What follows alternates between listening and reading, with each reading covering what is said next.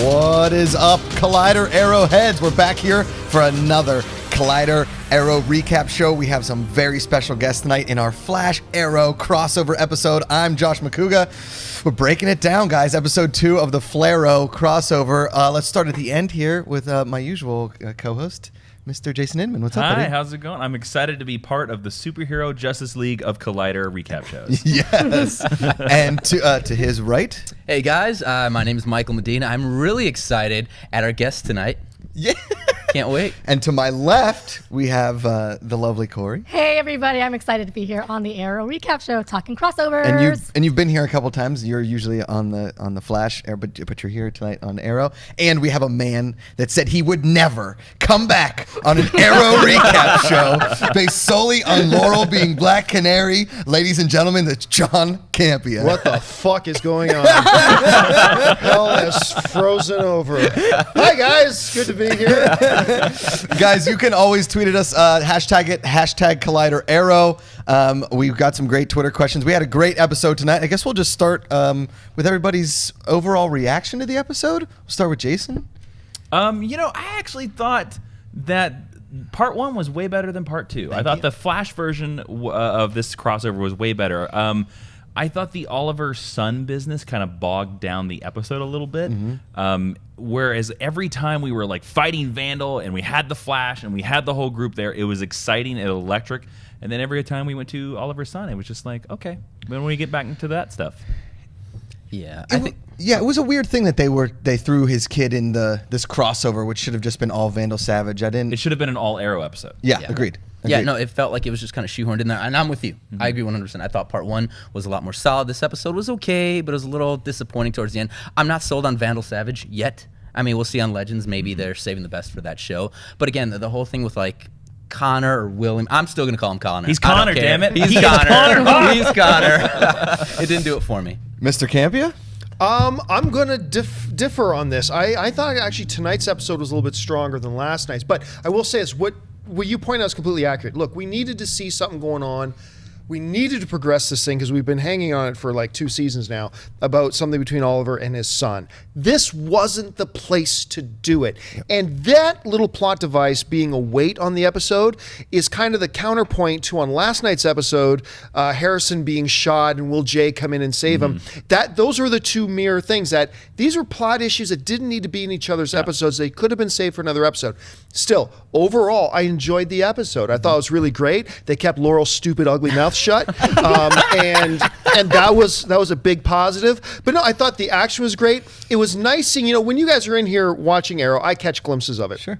And one of the things that I've been kind of saddened to see in Arrow, and this leads into tonight's episode, is the fact that I always liked the fact that they were using Arrow as the DC television version of Batman. And I know some people thought that was level that as a criticism against it. I liked it. I liked Dark Oliver. Yeah, everybody here, we like Dark See, Oliver. I like it when, like in the first Arrow Flash crossover, when he's in Central City and he's with Team Flash there, he says, but if any of you ever tell who I am. Like that, like even superheroes tremble in his presence. I like tonight we saw a little glimpse of that Oliver again. So I really like that. And I am sold on Vandal Savage personally. I thought there's a lot of Christoph Waltz in him, but and I kind of dug that. So yeah, for me overall, I really quite enjoyed it. Cody? Thank you. I actually enjoyed this episode better than the first one. I like the fact that Hawkgirl and Hawkman were Hawkman were basically served double purpose as a plot device to use the crossover, and it was effective because, that's the reason why I like episode 2 better, because we had a bigger embodiment and development of these two characters as well as leading up to Legends of Tomorrow. And also I like that, like you were saying, you get to see Oliver kind of grim and unhappy, and you get to see Barry take the reins and kind of be the voice of reason in this episode as a switchover from last year's crossover. So I liked this one better. I've always had a problem with people saying like we've gone to the future. I can't talk about the future because I'll ruin the future. Like I can't go back in the past and talk about the future. But in this one, they didn't dwell too much on it, which I really liked. It wasn't like I can't say all right, I'm gonna tell you everything. I really like that. I don't know which one I like better. I thought that overall it was a great crossover. Much better than last year's. I agree. Way much better. Yeah. I thought this one really moved really well. I agree. I don't think the boy and I don't think the Harrison Wells storyline fit so much in the plot line. I think it should have all been based around how to take down Vandal Savage. I thought there were some very convenient parts, but overall, I thought they did a really fantastic job. I don't know. There is that Dark Oliver I wish would come out more. We've talked about it. Yeah. And there's something, we've seen a couple of teasers and whatever for Batman v Superman, and it's great to see a dark Batman because a dark Arrow would never let friggin' Barry Allen come in and kind of tell him what to do. But there are some moments where Barry Allen is the voice of reason, and it sort of makes sense because Batman needs a little bit of Arrow needs a little bit of a... Do you think after last season how they stressed the whole Oliver's done or Arrow's done, he's Green Arrow now, do you think they would ever even go back to Dark Oliver? I don't think they would. I think the moment they sense that would be best for the show, I think they could. Now, will they is another question altogether. Well, but I think it's possible. I think that's what they're probably leading towards with whoever's dead in this And grave. That's what I was Great going to point. say. Great point. Yeah. I think that's absolutely the reason why he's going to turn dark again. So, but Barry Allen had to give him like a reason to freak out. Yeah.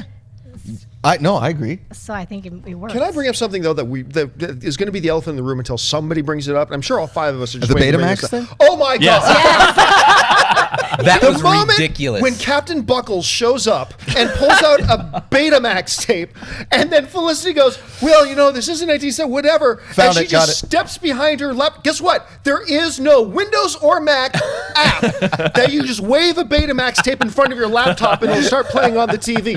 I'm like, what? Come on, Yeah. give us some credit. Unless the only thought I could think of was like they're out in a farmhouse, right? And the only place I've ever seen is like you go to a terrible vacation house that's way out in the sticks. They still have a VCR. They're like, they've got a Betamax. It was a flat panel TV. I saw no machine there. I was like, what? Wait, what? That was ridiculous. Yes. Yeah. So what's your elephant in the room? That was the That was I mean, the- come on. So yeah. that has got to be one of the most ridiculous. Yeah. It's like, if you can't figure out a way how she's going to play it, then don't say it's a Betamax tape. Right. So at least say it's a VHS. And really and there's more of truly, those around. it didn't really move the plot along at all. They knew what this guy was going to I say. actually disagree Okay, go because ahead. that videotape is It the did. biggest Easter egg in the entire episode because it's the professor and he's from, is it Saint Roque or Saint Rock? I think it's Rogue. I thought it was It's Rogue. Roque. Saint Roque. And Saint Roque is the classical DC Comics town of Hawkman and Hawkgirl. Also in the Legends of Tomorrow trailer, you see the group of them in 1970s clothes walk into Saint Roque University, which is where that man is. I guarantee you we see him on Legends. But what they should have done is had them show up with a USB drive and say, Yeah. because it was transferred footage, Yeah. say, Yeah, totally. we went in some video archives, we found this, instead of playing with the bit. Yeah. I mean, ultimately, All of us it's not stopped a at the big same deal, time. but Yeah. But it's silly. Everybody it's in the room was silly. just like, what? It was like 2 seconds later. It's like, there it is. Well, that was our negative amongst the group. Positives for the episode, Cody. Like I mentioned, just seeing how Hawkman and Hawkgirl and their relationship and his history and all that stuff, and Cisco's lines all the time. I really appreciated that. And Always good. He's Yeah. going through a lot of heartache, but he's dealing with it really well. Cisco was the true, I would say, MVP of this crossover because it felt like Both episodes, yeah. And this episode, he had some really strong scenes, and he played him so strong. The actor Carlos, I don't know his last name. Yeah. He built that I power want to glove. say Mencia, but I could be wrong about that. I thought it's unfortunate because both times they've showed any kind of love interest for Cisco, it's been the sister of Freeze guy, right? Captain Cold, right? And now it's been Hawkgirl, and she's like, I'm out. Well, he Sorry. has to wait until they introduce Gypsy. That's a deep cut. There That you would go. be, that would be cool. Nothing but the hits. But the line of the show, the line of the whole crossover thing, though, is you're just mad because my conditioner game is on point. Yeah. that was Yeah. the line of the I think that crossover. was, that was crossover, yesterday. yeah. Yeah. What were some of the positives you brought? Wait, up? wait, Oh, wait. sorry. She's not done. Sorry, Cody. Well, I'm sure everyone has many, so I will just give one more. But my favorite one, my big positive, was the special effects when everyone kind of burned through the. Yeah. Oh, for sure. I know you said Josh was very T2 like. Yeah, Linda Hamilton T2, and she sees all the kids burn in the I love how Barry was awesome. outrunning it. That was really cool. And then everybody in the cabin and everywhere, that staff melts the whole city. Yeah. That was a really, And I got to really see cool. Laurel die. It'll never happen again, but that was great. That was one of your pluses. Mr. Medina, That's why he's positives here. from the episode. Actually, Kaori, you kind of touched on this with Barry. I like Barry's maturity in this episode. Yes. I think he's grown to be a leader. We saw like last season, he's very mature, and there are moments this season where we kind of see the immaturity still. But I mean, you could see him like make the tough decisions and even kind of keep Oliver in check. Which is I think what he needed, especially building his own like team Flash around Flash. So it was important. I thought the biggest positive of this episode was just the crazy idea that this episode exists and that there were scenes in a living room and a kitchen where there are like 20 people in this room and they're all heroes. And just the fact that when Arrow started, would we have ever believed, if you would have told any of us on this panel that you're like, oh yeah, season 4, Hawkman. Yeah. We'd have been like, get the hell out of here. We're in a bastion of riches with these superhero shows. Yeah. And the Legends of Tomorrow trailer, even though you guys have said they're crazy over budget, look incredible. And I love this world that Berlanti and DC and all these superheroes created. It has really lived up to expectations. It hasn't really dropped a ball.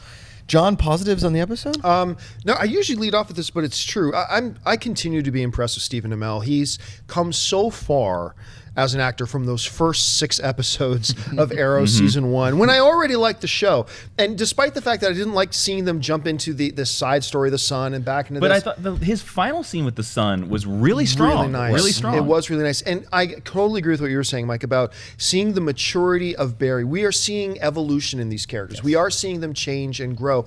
And seeing him at some points, like you guys were pointing out, being the voice of reason. But I still like they're staying consistent when, quite often still, when it comes down to Oliver and Barry will defer to Oliver in a lot of, when they're having a disagreement. It's usually Barry goes, all right, because he kind of recognizes him as the more seasoned, the more experienced. I thought I really did like, and some people were kind of laughing at, but that final scene where they're fighting Vandal Savage, I like the way that it was one big whole coordinated, choreographed scene. I like the way that played out. And like I said in the opening, I am intrigued with Vandal Savage. To be honest with me, this crossover, because of Vandal Savage in them, has made me more interested, because I haven't been tons interested in Legends of Tomorrow. Oh, really? To be honest, I have not been.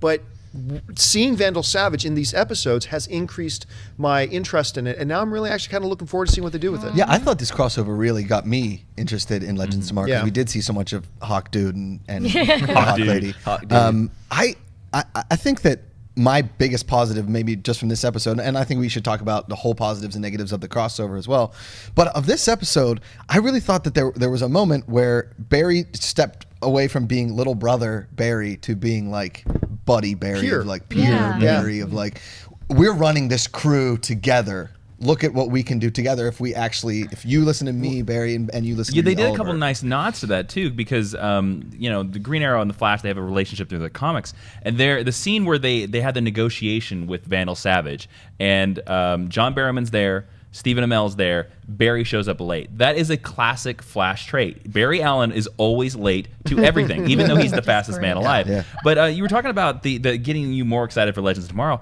I thought it was interesting for me, besides the Hawkman stuff and Vandal Savage, I expected this to be more about Legends of Tomorrow. Like, I was surprised we didn't see Rip Hunter. I was very surprised the Atom wasn't in it. Yeah. I was surprised that even though we went to Central City, where they said in a previous episode that's where Sarah is, we didn't see her. Yeah. I feel like that would have been too much. I know, they had like 25 people in one Yeah. room. Might I have get it. been. I think they've been doing, especially Arrow's been doing a pretty good job this season of building up towards Legends that I don't think it was really necessary. Again, like you said, there's already so much going on. I didn't need it. I thought that there would have been 2 people that would have been in this crossover that weren't, and it's definitely Adam and Sarah. And so the fact that they weren't didn't disappoint me, but the fact that they could and should have been, because there were parts when you're like, well, I mean, he's just left. Like Ray Palmer just left, and Sarah is right there. If Laurel made a call and was like, "You need to show up," because they could have used all the help they can get.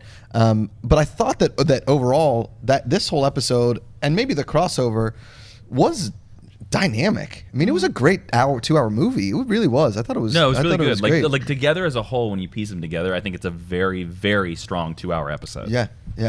So I guess negatives from this episode.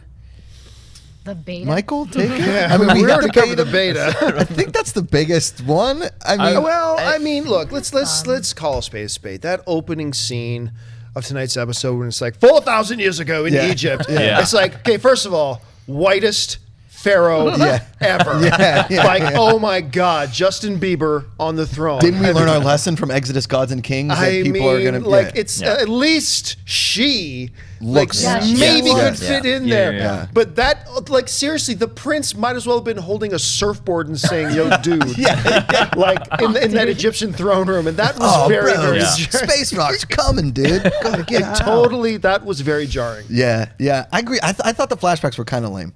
I was a little disappointed with the very final scene where we see that Merlin is scooping Vandal Savage into a cup and being like, I'm going to resurrect you. I actually would have much preferred it, I think, if we saw that dust and then he just reforms himself. Do like a Terminator, a liquid Yeah, Terminator yeah, thing, yeah, come back yeah. together. I was thinking that same thing too. Another T2 reference. You know, That's so like, twice. is he going to take this jar and drop it in the Lassie That's pit? what I keep Is that what's thinking. going to happen? I mean, Yeah. I guess so, but at the same time, Good it Lassie was pick. kind of perplexing that Malcolm Merlin showed up last night, and Yeah. then again, and we didn't really understand why he keeps appearing out of nowhere. Well, but then he's it all doing made very sense little at in the the end. fight. It's so he can show you how he comes out of the shadows. You see, so it made sense at the end when he was picking up Vandal Savage's dust. So Yeah. like, oh, okay, he was going The after thing him. that I think we've learned about Malcolm, one of the things I love about him is that he always has something up his sleeve. Yes. Right? Yeah. So if anything, by scooping up Vandal Savage, he's going to find some way to have him work to his own advantage. I don't know how, I don't know what his end game is. Or do you think he owes Vandal something?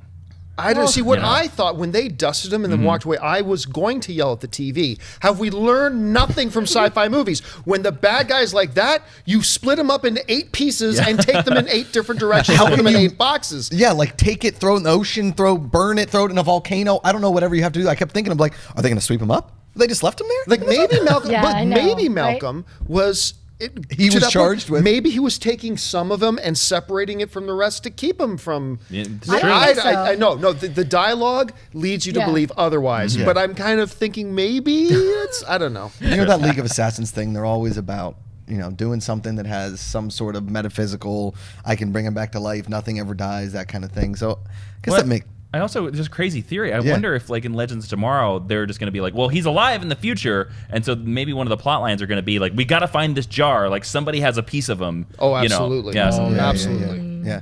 So I guess maybe overall thoughts of the crossover would be kind of a good thing to go into next. Maybe like positives and negatives together. You thought from the crossover. You start with No, don't make me start. This is Java? hard.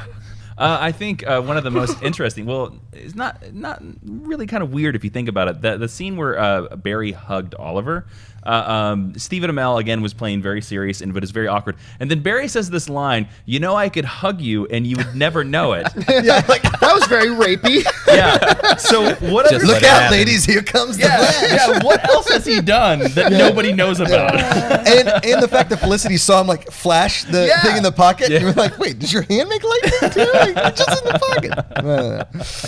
But overall, like your feelings, maybe positives and negatives from the crossover, maybe something you would have liked to seen or didn't see. I would have loved to seen just a mention, a little nod to Rip Hunter. I'm surprised that we've kind of set up the whole Legends team. Most of them, I think all of them are set up basically now. They're all there now, They're yeah. all there now, except for Rip, and maybe they're saving them for the pilot. I don't know. I would have loved a nice little wink or something. Well, know? you said prior to the show starting, when we were in the viewing room, you said, I bet Rip Hunter shows up. And I was, wow, I didn't think, yes, you're damn right. And I totally agreed. I thought for sure. It's apparently not, though. Nope, not For at all. those out there that don't know exactly what Rip Hunter is going to do in Legends Tomorrow, just give like a brief synopsis. Rip Hunter is basically the doctor of Doctor Who to the DC universe. Okay. He is a man who is a time master, is what he calls himself, and he fixes the wrongs of the universe. So he's the ultimate time traveler. Okay, cool. Medina, thoughts? Actually, the thing I liked was how they handled the whole Vandal Savage, tying that into Hawkman, Hawkgirl. Because I know Yeah, I was that was watching nice. this, I was like, none of this sounds familiar. Like I don't get anything. But no, it made sense. It was believable. It made sense how you would tie him into these characters. Much better than I guess him being a caveman. Touching a meter, right? He probably still is a caveman. Well, no, yeah. But this was at least more believable, aside from like that Yes, opening scene. yeah. But that was cool. John, overall thoughts? I just love when we get to see these not just these two characters, but these two casts interact. I really do. And some of my favorite moments from both years of the crossovers have been when it's just a bunch of them standing around, whether it's in Felicity and Oliver's place or in one of the caves, that they're just standing around, and the banter and the interaction. That has been one of the strengths of both of these shows, is the quick dialogue, the banter, that sort of thing. And seeing when you get to see these characters who don't often interact, and then they have those interactions. I find that really entertaining, and I enjoy it a lot. It's like a work happy hour when you don't really see a lot of people in Yeah. the office and you get together. Yeah. Kaori? Okay, my turn. Overall crossover thoughts. I really enjoyed it, and I wish that we could have more of these. I think that they Yeah, should have more. that's of what them. makes me feel- I think feel like we I should think do- we're going to see plenty of them now that Legends is One gonna every jump. half season. Oh Yeah. no, I think you'll start seeing 2. Oh, wow. And I think Yeah. I think it was really, really smart of, like I said in the very beginning, it was very smart of them to use these 2 heroes as catalyst for the 2-hour episode of a crossover, because it's really important for us to get invested. Like now you suddenly want to see Legends of Tomorrow, and I really enjoyed it. But I will be, I forgot to mention this, but I will be in the minority here, as I actually really did finally enjoy watching Oliver interact with his son. And I know it was maybe not necessary, but I think it was because Barely Allen was trying to save him from making a mistake, which he ends up making twice in the end of this episode. So I like that. seeing him interact with his son. I just think they should have done it in a different episode. Yeah, like I totally- separate from I that totally story. That's agree. just, Yeah, but I yeah. was looking forward to that, absolutely. Or like, they're still in Central City after this episode, or he goes back or something because he sees it. Do you know what I mean? Well, Like it's a moment that's so central to Arrow, and again, like Yeah. it's so far out of left field in this 2-part crossover. Yeah. Like it would have been much stronger if we saw more scenes with Vandal or even John Barrowman or anything Right. like that. Yeah. But that moment, those scenes are so essential to Arrow that it seems weird to put them in this crossover. And then it's like, because he and Felicity got into a fight about his son, he's not focused and the world dies. Like the world gets, his whole world gets melted. Yeah. And like it's a little extreme. I think that makes sense, though. Does it? If you got broken up, wouldn't you have trouble saving the world? Yeah, but And had a kid? I also I would mean, be that like, makes I don't know. There's like, when you're in the moment, you're not really thinking about your son and the woman that scorned you, right? I don't Wasn't know. it a little bitchy of Barry though when after he time travels and he's walking with Oliver and Oliver says, "What went wrong? You did. You were distracted." It's like, no. I saw the fight. You got your ass shot and were rolling around on the ground while the staff was there for the taking. Right. While Oliver was fighting Vandal Savage toe to toe, and he got bested. And but no one else can see it. So what went wrong? You did. No, really, that was the problem. But nobody can argue him because he's like, well, Yeah, nobody he's can the see it in only the one future. who- So Right. he's Again, there was another very awkward Barry moment that in that past timeline where Felicity and Oliver are fighting, Barry comes out the door and then just stands there, lets them fight. Yeah, I'm just gonna stand then here and watch. Yeah. He doesn't. Most Oh, people would be geez, like, look at the "Oh, time." and go back inside." No, he stood there. Well, then he's already established he's a bit of a creeper. He probably gave him hugs. Yeah, a lot of creepy Barry hugs. I will say one of the things, I think this crossover in these episodes together, the most inconsistent thing that they did was Barry's speed. Was Yes, like, yeah. Oh yes, thank you. When Vandal is throwing knives, Barry's like, I gotta get these. And- He's and stopping barely gets- bullets. In part Yeah. 1, don't they say it was 1,300 miles is his fastest speed? Yeah. Mark 13 or Yeah, whatever. Mach 2 or Mach 3 or whatever. And then in this one, he not only does he stop bullets, but he goes and finds a moon rock in 2 seconds that they needed. In a museum, and it's less than 2 seconds, like a second. Back. It's like, wait, you have never moved that Exactly, fast. exactly. You barely caught the knife last time. Right. So, ugh. That was one of, I guess, my issues with the whole crossover. I say one of my other negatives about the crossover, and there weren't many, but I thought the negative of the crossover was that Diggle had really no role besides bringing in the van, right? He was just like, start the van, here comes Diggle, right? And listen, Laurel obviously has no That point Diggle, in yep. anything either, so I know John was psyched about the fact that Laurel had a small role, but like Diggle screamed. did nothing. Like he was around, and every time The something van happened, didn't drive itself, Josh. Okay? The van did Yeah, not drive the itself. best moment that Diggle had was in part 1 on the Flash where he threw up after the Oh, Flash that's moved. so That's funny. his best It's like, moment. every time. I gotta get used to that. And he always has like some smart aleck remark about metahumans and Yeah. immortals. He's like, never ceases to amaze. John Diggle. All right, well, let's go into some Twitter questions. Thank you guys. Always hashtag it, hashtag Collider Arrow if you want to ask us questions. We appreciate all of your tweets. This one comes from Jaden Smith. Will Smith's son? Why is it Big fan of Arrow. huge Arrow fan, loves Karate Kid. Why is it that no one can keep a secret on these hero shows? It's ridiculous. Unless it's from Patty, of course. Yeah. Yeah, unless it's from Patty or the dead girl's father, who is also the police captain, is Right. supposed to be a detective and figure this stuff out on his Anybody own. that may have superpowers, like show him the arrow cave. Well, it's the thing. Like I remember it was either the first episode or the second episode of Flash this season, and there was a scene between Joe and Barry in the office, in the desk, the bullpen of the cops, and Joe West is like, "So Barry, you just gotta run faster, right?"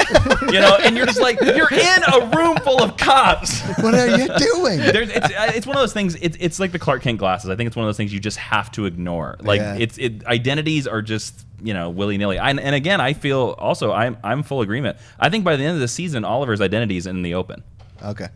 Yeah. That seems to be the way they're going Yeah. right now. I mean, yeah, sure, it's something that we have to choose to ignore, but at the same time, they make it a big deal about hiding their identity. Yeah. And then So, anytime how they can want to, we- yeah. But now 45 people know exactly who the Arrow and the Flash are. Yeah. Yeah, I mean, because that would happen in another earlier episode of The Flash this season, the one with Linda. And it's like, yeah. it's just, I mean, it made no logical sense. Barry goes, well, I'm asking you to trust me, so I should trust you in return. I mean, because once I touched your boob once, I guess. Yeah. So, Yeah, yeah. boom, hey, I'm the Flash. What? Yeah. Like, Come on.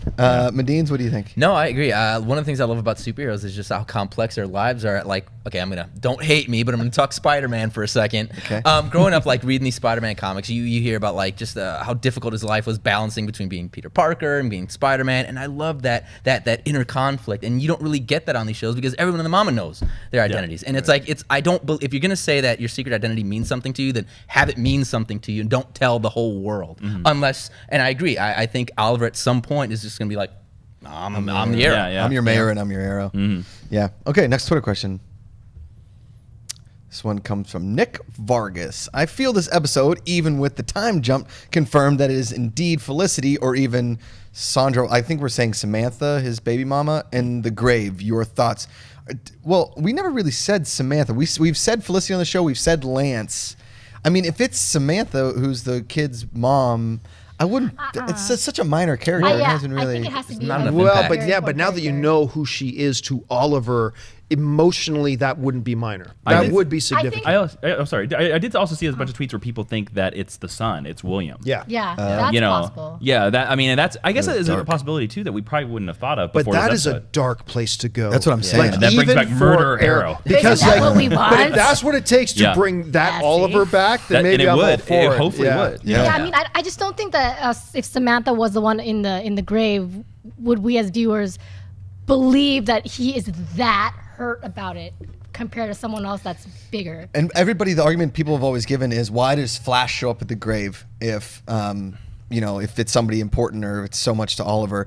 And Flash knows about this son and has kept it a secret, so he knows about the mother of his child. Maybe that's why the Flash shows up. I just don't see it being a dynamic enough of a grave scene for us to all be so to really be a payoff for the show. The Flash could just be showing up because Oliver is his friend. The Flash doesn't have to show up because he knows who's in the grave. Right. Like Yeah. he just knows that my buddy is sad. I'm there for it. I also think Felicity is way too obvious, and I also think she's such a great actress that to take her off the show now would just hurt the show. I don't think Yeah. so. I agree. I've been saying that since Yeah. the beginning. Yeah. Felicity's way too obvious. I'm thinking it could be Samantha. Just because Really? us as viewers, the impact may not be there, but for him, I could see it just And they wouldn't- rocking and they his wouldn't lose world. anything. Exactly. And to go to your point, Jason, if in the Flash universe, if I don't know, if Cisco died and whatever, and Barry had to go to the funeral, you have to believe that Oliver would go and show The up whole to that team would funeral. probably Yeah, go. Yeah, the yeah. whole team would probably show up. So, oh man, I've gone back and forth from Lance. I just don't see Oliver getting that.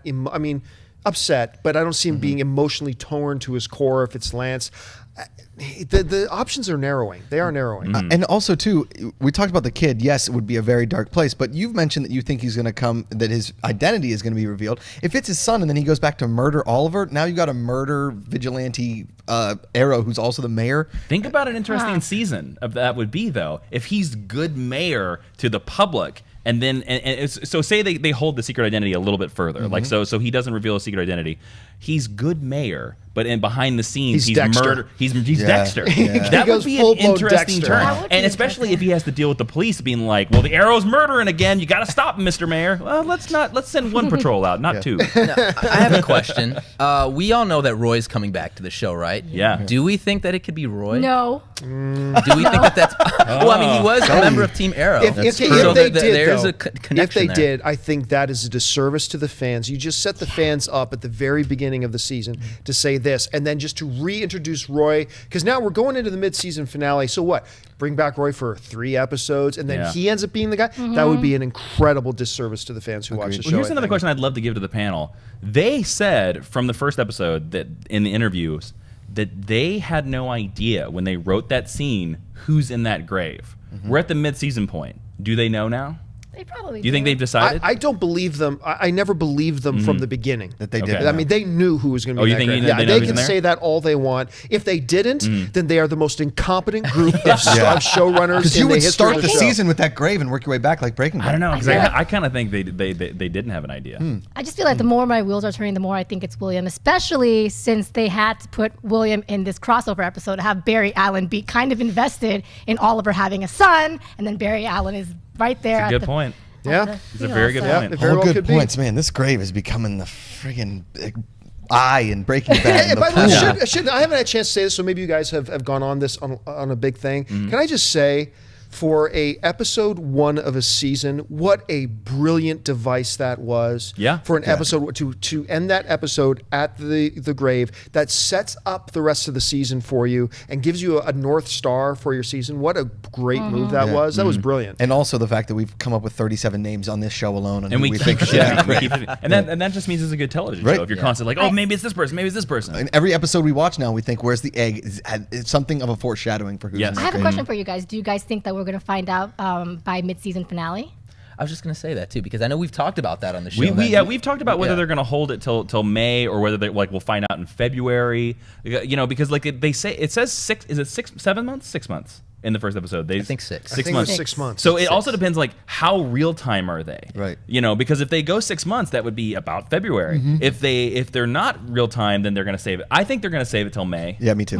It's going to be the final episode. Yeah, definitely. I agree. All right, final Twitter question here comes from Dylan Esposito. What do you think of the use of time travel? Could Oliver use that to save the person in the grave? Thank you, Dylan. Hashtag Collider Arrow. Thank you. I like the use of time travel, but wouldn't it be too far between the funeral and the death to time travel that far back? Yeah, we never really, the show, neither Arrow nor Flash really ever go into much detail describing to us the parameters of Barry's time travel how far he ability. can do it. Can he pinpoint a time when he does that speed shadowing? Is it just take you back 24 hours? Does it take, so it's... I got a feeling that by the time Barry knows about the death, we know he's at the funeral, but the funeral's probably 3 days after the death. yeah. So, I mean, it might be, or could be, or probably is too late. And wouldn't that be kind of a cop-out, too? Yeah, because we've talked about the Lazarus Pit and what it's done and the bloodlust and all that kind of stuff. And I feel like every time they use the Lazarus Pit, it's like, oh, well, he didn't die because we can use the Lazarus Pit. It's like Melisandre in Game of Thrones. And I don't think, I agreed. I think that the parameters of the time travel and something like that, I don't think they would use it for something as small as this. Or maybe I'm wrong, but he's used the time travel twice now, or at least the mechanism of the time travel to save an entire world, basically an entire population. He used to save Starling City, and he's used it now to save everybody from the horror staff. I can see Oliver suggesting it, and I have to believe this season on Flash that they're going to start trying to figure out just how to use Barry's time travel. Because again, I mean, we saw some of it last season, and we saw it this season as well. At some point, they're going to need to address this. Well, how do we control this? I mean, he's got his, his cosmic treadmill that, you know what I mean? Yeah. And so it'd be kind of cool if he could really figure out how to harness this ability. And I think this is a season when they'll do that. Yeah, and in the comics, the Flash can time travel great distances. In fact, in the pilot, as we find out, older Barry traveled back to his past as a Yes, child. true. So he eventually learns exactly how to pinpoint it. I agree with you. I think that there will be a scene where Oliver will be like, whoever this person is, and be like, do it, Barry, time travel. And Barry will be like, no, I can't muck up the time continuity. And that'll create a rift between them. True. Okay. But they seem pretty cool at the grave. Yeah. I don't know. It could be a couple days down the road. Yeah, that's true. I don't know. Yeah. Could be a setup for next season, maybe. Right. This grave is presenting huge problems. Guys, that's it. Thanks for watching the Collider Arrow recap show. John and Kaori, thanks for being here. I know, John, you said you'd never come on an Arrow show again, so there wasn't too much laurel, so we did okay. I was secretly hoping for more. Just so I could rant Just so you could rant a bit. Jason, tell everybody where they can find you. You can find me on Twitter, Instagram, and YouTube at Jawin, Jawiin. And if you go to my Twitter right now, I'm doing this Comics for Soldiers, where I'm trying to send 10,000 comic books overseas to all the troops by January 1st. Go to my Twitter, find all the details, and please donate all your old comics. That's cool. It's really cool. That's really cool. And That's guys, stupid. that is awesome. That is awesome. guys, you can find me on Twitter at Mr. Michael Lexus, also on Instagram at Mr. Michael Lexus 14. That's Mr. Michael Lexus 14, and with Mr. Josh over here on the Collider AOS recap show. John? You guys can find me Monday through Friday on Collider Movie Talk, on Tuesdays on Collider Heroes, on Thursdays on Collider Jedi Council, Saturdays and Sundays on Mailbag, right here on Wednesdays on the Collider Rebels Recap Show, also on Tuesdays on our Flash Recap Show, and you can follow me on Facebook and on Twitter at John Campea. Nailed it. Look at that. And to find out where I am, just follow me right down there, Kaorious. That's a lot of vowels. Kaorious. But yes, thank you. And I'm Josh Macuga, Twitter and Instagram at Josh Macuga, Agents of S.H.I.E.L.D. here on Collider, as well as the Walking Dead recap show. Next week will be our final Arrow recap show for this mid-season, so please tune in then. Until next time, hood up. That was smooth. Thanks, man.